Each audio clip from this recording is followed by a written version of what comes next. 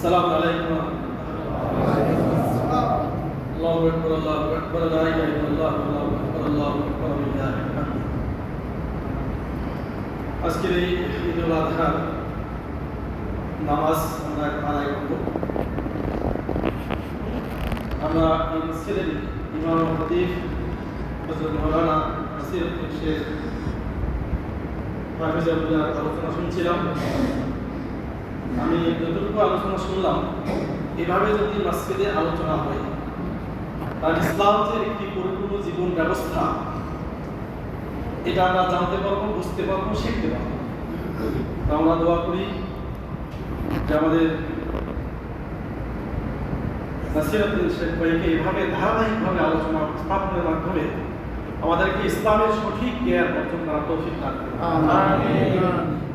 আমি আলোচনার জন্য দাঁড়াই নাই, আমি শুধু একটা কথাই বলবো যে ঈদ মানে কি? ঈদের আমাদের সমাজের যে প্রথা, যারা মনে করে এটা একটা খুশির দিন, আনন্দের দিন, কিন্তু ঈদ আমাদেরকে শিক্ষা দেয় পারস্পরিক ভ্রাতৃত্ববোধ। ঈদ আমাদেরকে শিক্ষা দেয় অপরের অধিকারকে প্রতিষ্ঠা করা। ঈদ আমাদেরকে শিক্ষা দেয় সকল রকমের অন্যায়, অবিচার, কুসংস্কার, শোষণ থেকে সমাজকে মুক্ত করা। ঈদ আমাদেরকে শিক্ষা দেয় সব ধরনের অহংকার, বৈষম্য দূর করা।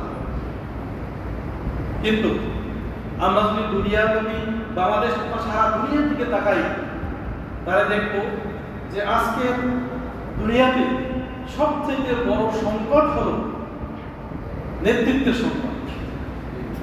এই নেতৃত্বের সংকটের মূল কারণ হলো যারা নেতৃত্ব দেয় সমাজে, তারা আল্লাহ ভীরু এবং সৎ না, অসৎ হওয়ার কারণেই মূলত সারা দুনিয়া থেকে আজকের এই সমস্যা।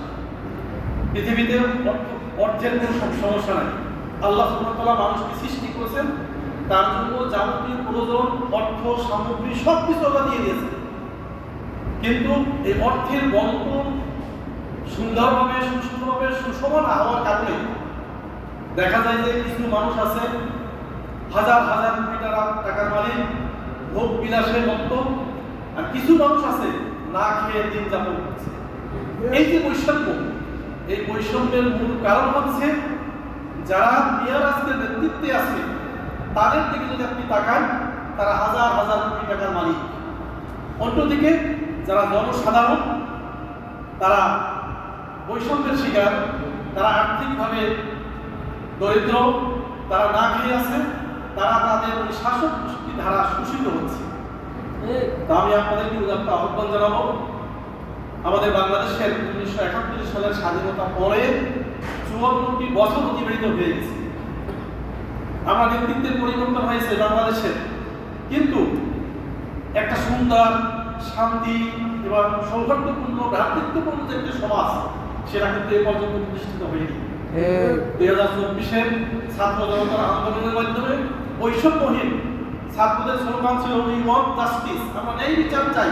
আর সেই ন্যায় বিচার যদি প্রতিষ্ঠিত করতে হয়, তাহলে আমাদেরকে যেতে হবে কোরআনের কাছে, আমাদেরকে যেতে হবে রাসূলের আদর্শের কাছে, আমাদেরকে যেতে হবে কোরআন এবং সুন্নাহর ভিত্তিতে যারা রাষ্ট্র ব্যবস্থা পরিচালনা করতে চায় এরকম একটা নেতৃত্বের কাছে।